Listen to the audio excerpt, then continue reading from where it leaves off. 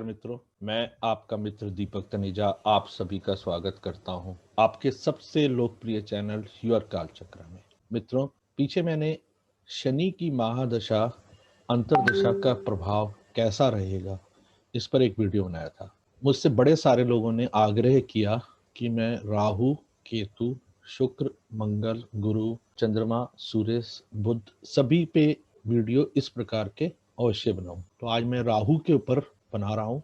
ये एक ऐसा इम्पॉर्टेंट विषय है जिसके ऊपर बहुत सारा भ्रम फैला हुआ है और ये भ्रम की स्थिति खत्म होनी चाहिए। साइंस मीन्स साइंस, क्लियरिटी, कोई डाउट्स नहीं होनी चाहिए और उसके अंदर ये नहीं होना चाहिए कि मैं कुछ बोलूं और रिजल्ट कुछ और निकले। कभी भी ऐसा होता है तो उसके पीछे ये कारण होते हैं कि हमारी समझ किसी विषय में कम होती। तो मित्रों, आप सभी के आग्रह पर मैं राहु की दशा और अंतर्दशा में क्या फल होंगे उस पर आज चर्चा कर रहा हूं। मित्रों, क्या सभी के लिए राहु हमेशा के एक जैसे ही फल देगा? क्या यह संभव है? कुछ मिनट के बाद जो चंद्रमा है उसकी डिग्रियां बदल जाती हैं, ग्रहों की डिग्रियां बदल जाती हैं, ग्रह एक धीरे धीरे अपनी स्थितियां बदल रहे हैं और ये परिवर्तन हमारे रिजल्ट्स को बिल्कुल बदल देता है। तो क्या एक कुंडली में जो रिजल्ट हैं वो दूसरी कुंडली में होंगे? तो हम ये कैसे कभी कभी प्रश्न कर देते हैं कि मेरा राहु यहाँ बैठा है तो आप बताओ क्या फल होंगे। क्या ये उचित है? मेरी समझ से ये सर्वथा अनुचित है। आगे बढ़ने से पहले मैं आपको ये राहु और केतु के विषय में बताना चाहता हूँ। देखिए, जैसा कि आप चित्र में देख पा रहे हैं, राहु और केतु को समझने के लिए हमारे को ये चीज बहुत अच्छे से समझ लेनी चाहिए कि सूर्य, पृथ्वी और चंद्रमा जब ये रोटेशन में होते हैं, दो प्रकार की रोटेशन होती है, हम सभी जानते हैं कि एक प्लैनेट अपनी एक्सिस पे घूम रहा होता है और उसके साथ साथ जैसे चंद्रमा है वो अपने एक्सिस के साथ साथ पृथ्वी के चारों तरफ घूमता है और पृथ्वी सूर्य के चारों तरफ घूमती है। ये जो जब जब इनमें एक जो इमेजिनरी पॉइंट होता है जहां पर ये कट बनाता है, चंद्रमा एंटर करते समय और निकलते समय, जब एंटर कर रहा होता है तो वहां पे नॉर्थ में राहु और केतु है। ये चित्र बहुत अच्छे से समझाने के लिए अपनी ये चित्र बहुत अच्छे से राहु केतु की स्थिति समझाने के लिए बहुत बढ़िया है। हम ये समझ सकते हैं कि ये एक इमेजिनरी पॉइंट है जहां ये रिफ्लेक्शंस पड़ती हैं ज्यादा वाली। आगे बढ़ने से पहले हम राहु और केतु की स्थिति को समझने का प्रयास करते। राहु जो है एक्सट्रीम्स कर देता है हर प्रकार के रिजल्ट। ये एक्सीडेंट्स देता है, एफ्लिक्शंस देता है, एडवेंचरस बना देता है इंसान को। एम्पुटेशन मतलब अंग भंग जब भी होते हैं, किसी की शरीर से पूरा का पूरा अंग कट के गिर जाता है, ये राहु के प्रभाव से ही होता है। अब इसे देखना एक अलग विषय है, लेकिन कारक तत्वों में इसको ये अधिकार प्राप्त है।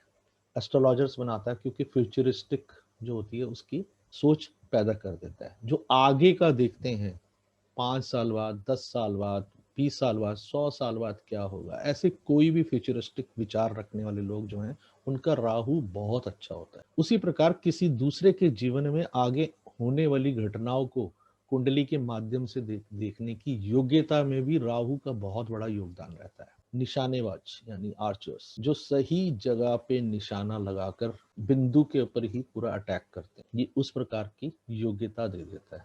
जब ये खराब फल दे रहा होता है तो आप किसी के पीछे उसकी आलोचना करेंगे। मेरा अनुभव है, कहा यह जाता है कि स्त्रियां ऐसा करती हैं, पर मैंने ये देखा है कि पुरुष भी पूरी तरह से इस प्रकार के कार्यों में लिप्त पाए गए और मोर देन 99% जो लोग पृथ्वी पे रहते हैं वो ये काम बहुत ज्यादा करते होते हैं। कहा जाता है कि छठे घर में बैठ के जो राहु होता है वो आपके ऋण खत्म करता है। रोगों के लिए भी कहा जाता है, पर मेरा अनुभव बिल्कुल अलग है। मेरा अनुभव कहता है तृतीय भाव का राहु और एकादश भाव का राहु अच्छा है। आप सामान्य तौर पे लोगों से कहते सुनेंगे तृतीय, छठे, 10वें और 11वें भाव में बैठा हुआ राहु बहुत अच्छा होता है, पर मेरे अनुभव में आया है कुछ कुंडलियों में उसने वहां पे बहुत ही नेगेटिव रिजल्ट दिए हैं। लेकिन तृतीय भाव में बैठा हुआ राहु और एकादश में बैठा हुआ राहु वैसे बुरे रिजल्ट नहीं देता है जैसी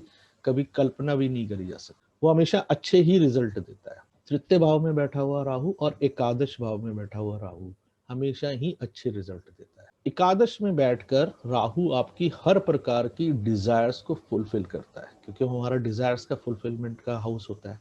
डिस्ट्रॉय द पास्ट, यानी कि हमारे जो पूर्व कर्मा है, पूर्व जन्म है, या हमारी पूर्व की जो स्मृतियां हैं, उनको ये पूरी तरह डिस्ट्रॉय कर देता है। क्योंकि ये फ्यूचरिस्टिक है, तो ये पीछे की खत्म करके ही आगे बढ़ा जा सकता है। ये चंद्रमा को पूरी तरह से निगल जाता है और उसको पूरी तरह से डिस्ट्रॉय कर देता है। ये डुप्लिसिटी, यानी किसी भी तरह के, जैसे हम देखते हैं कि आज की डेट में कोई ज्वेलरी बन के आती है, कोई कपड़ा बन के आता है किसी का, बड़े बड़े जो बनाने वाले हैं, डिजाइनर्स हैं, उनके कपड़ों की एक रेप्लिका कहते हैं, वो चीज बन जाती है। किसी भी चीज की रेप्लिका या स्टाइल को सेम कॉपी कर लेना, उसकी डुप्लिसिटी तैयार कर लेना, सेम चीज का डुप्लीकेट तैयार कर लेना, ये हर प्रकार के डुप्लीकेट का कारक है। आप मिरर में खड़े होते हैं तो जो आप हैं उसकी जो छवि दिख रही है वो राहु है। इल्यूसिव इम्पैक्ट, यानी कि आपको इल्यूजन में रखेगा, इल्यूसिव रखेगा। फूड प्रॉब्लम्स दे देता है जब खराब होता है।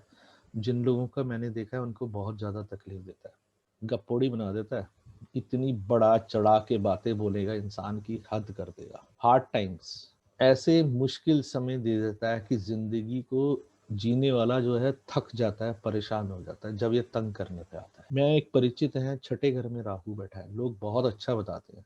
जब से राहु की दशा शुरू हुई है, स्वास्थ्य संबंधी इतनी समस्याएं हैं कि पूछो। हाँ, ये सही है कि वहां पे राहु के साथ चंद्रमा बैठा है, तो वहां पे उसकी स्थिति बहुत ही खराब हो गई है। अमर बना देता है। अमर कैसे बनेंगे हम, क्योंकि इसने भी अमृत का पान करा था, तो हम तो अमर हर कोई नहीं हो सकता, लेकिन हमारे कार्य ऐसे कर देता है कि बाद में कई कई जन्मों तक, सैकड़ों वर्षों तक हमारे नाम को ये साथ चलती रहती है। और जब तकलीफ देने पे, दर्द देने पे आता है, तो इतना दर्द देता है कि आपकी कोई सीमा नहीं रहती। ताकत देने पे आता है तो इतना ताकतवर बना देता है कि वो भी आपको बहुत बली कर देता है। बहुत सारी फॉरेन लैंग्वेजेस सीखनी हो तो राहु केतु दोनों ही बहुत उपयोगी रहते हैं। मिजरेबल स्थितियां, मिजरेबल कंडीशंस, लाइफ पूरी मिजरेबल कर देने में राहु अगर आ जाए तो जीना ही मुश्किल कर सकता है, साइंटिस्ट बना सकता है। मैंने पहले भी बताया आपको, कई बार ही बता चुका हूँ कि कोई भी फ्यूचरिस्टिक विजन और ऐसा साइंस का रिसर्च, वो हर बार राहु के सहयोग के साथ ही संभव है। जहर, किसी प्रकार से जहर आपके शरीर में जाए, चाहे स्नेक बाइट से जाए, चाहे कोई और तरीके से जाए, वो राहु का योगदान रहेगा। केतु भी इसमें पूर्ण रूप से योगदान देगा।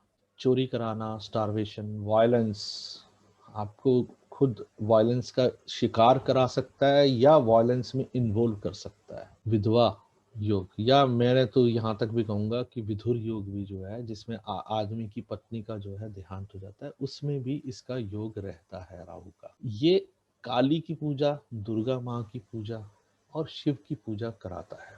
अब सबसे ज्यादा महत्वपूर्ण बात यह है कि क्या राहु को हम जब भी रिजल्ट निकालने लगेंगे तो हमें कैसे देखना है। पहली बात, जब भी राहु को देखना है, जिस भाव में, जिस नक्षत्र में बैठा है, तो उस नक्षत्र के स्थिति, उस नक्षत्र स्वामी की स्थिति वो देखनी है।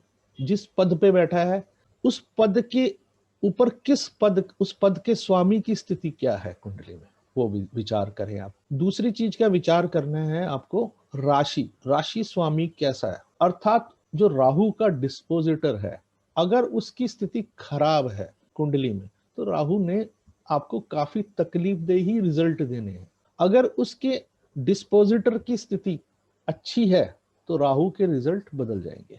इसके बाद तीसरी चीज पे हमें हमेशा ध्यान रखना है कि कौन से ग्रह उसके साथ युति बना रहे हैं। अर्थात जब भी राहु के साथ जो जो ग्रह बैठेगा, राहु उनके गुणों को भी अपने साथ जोड़ लेगा, वो उनके परिस्थिति अनुसार भी आपकी रिजल्ट अवश्य देगा। इसके बाद राहु को कौन से ग्रह दृष्टि दे रहे हैं, उनकी क्या कुंडली में स्थिति है। मान लीजिए किसी भी कुंडली में 6, 8, 12 के स्वामियों के साथ राहु की युति हो जाती है, तो वो इन भावों के रिजल्ट्स अवश्य देगा। लेकिन अगर केंद्र और त्रिकोण के भावों की रिजल्ट के ग्रहों के साथ युति, या वो डिस्पोजिटर हैं, या नक्षत्र स्वामी उनसे संबंध बनाते हैं, तो वो उस प्रकार के रिजल्ट देगा।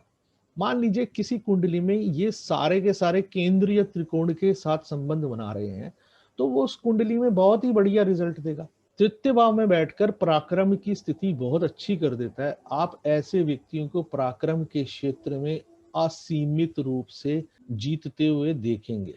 पहली बात, एकादश भाव में हर प्रकार के आपके जो सुख होते हैं उनकी पूर्ति कराएगा। अब एक और मोस्ट इंपॉर्टेंट चीज होती है, एकादश भाव हमारी हर प्रकार की डिजायर्स को फुलफिल करता है। उस भाव के स्वामी की स्थिति और उसके साथ वहां बैठे हुए ग्रह और दृष्टि डालने वाले ग्रहों के कारण से जो प्रभाव में अंतर आना चाहिए वो अंतर आ जाएगा। 6, 8, 12 के स्वामियों के साथ अगर राहु का संबंध बन रहा है, स्वास्थ्य संबंधित समस्याएं देगा, निश्चित रूप से देगा, लेकिन एक उसमें व्यक्ति में संघर्ष करने की क्षमता भी बढ़ाएगा, क्योंकि केंद्र और त्रिकोण जो होते हैं स्मूथ हाउसेज हैं। 6, 8, 12 जो है हमारे को स्ट्रगल करने की एबिलिटी प्रदान करते हैं, हमारे को विपरीत परिस्थितियों में संघर्ष करने की परिस्थिति उत्पन्न करते हैं। ऐसा व्यक्ति हर प्रकार के संघर्ष को झेलेगा। हाँ, निश्चित है कि उसकी जीवन में संघर्ष भी बहुत ज्यादा आए, अर्थात सामान्य जीवन स्मूथ नहीं चलेगा। विपरीत परिस्थितियों यानी कि उबड़ खाबड़ रास्ते से जैसे आप ड्राइव कर रहे हो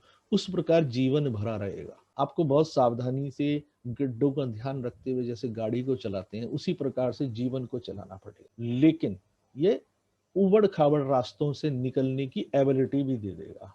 तो इस प्रकार कभी भी हमें किसी भी स्थिति में राहु के रिजल्ट निकालने हैं तो हमें पहले ये ध्यान रखना है कि वो किसके साथ बैठा है, किसके नक्षत्र में बैठा है, नक्षत्र स्वामी क्या है, उसकी स्थिति क्या है, कुंडली में उसका संबंध कैसा है, राशि स्वामी की स्थिति कैसी है। राशि स्वामी की स्थिति अगर अच्छी नहीं है तो कुंडली के रिजल्ट आपको कभी भी बहुत अच्छे नहीं मिलेंगे।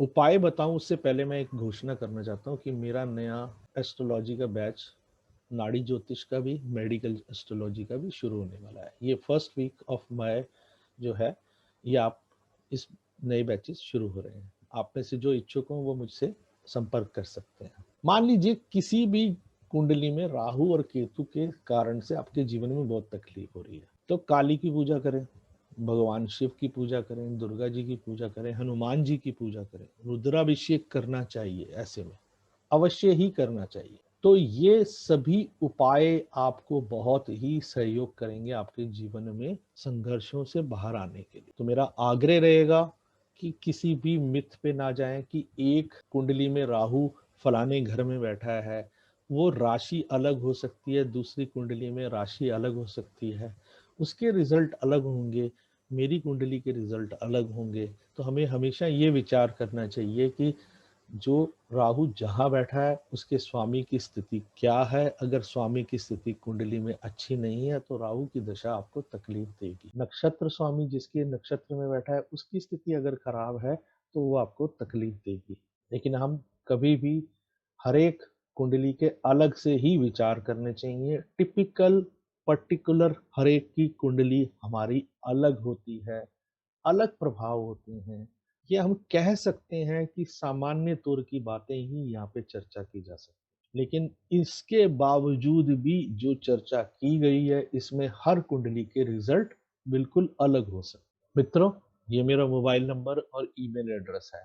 नए बैच जो शुरू हो रहे हैं वो फर्स्ट वीक ऑफ मई में शुरू हो रहे हैं। तो जो मित्र, जो साथी इच्छुक हों वो मुझसे संपर्क कर सकते हैं। आपको किसी भी प्रकार की कंसल्टेंसी लेनी हो, वास्तु से संबंधित, एस्ट्रोलॉजी से संबंधित, मेडिकल एस्ट्रोलॉजी से संबंधित, कोई भी आपको कैरियर से संबंधित, विवाह से संबंधित, प्रेम विवाह में आने वाली बाधाओं से संबंधित, स्वास्थ्य से संबंधित, कोई भी असाध्य रोगों से संबंधित किसी भी प्रकार की कोई कंसल्टेंसी लेनी हो आप मुझसे संपर्क कर सकते हैं। नमस्कार, धन्यवाद।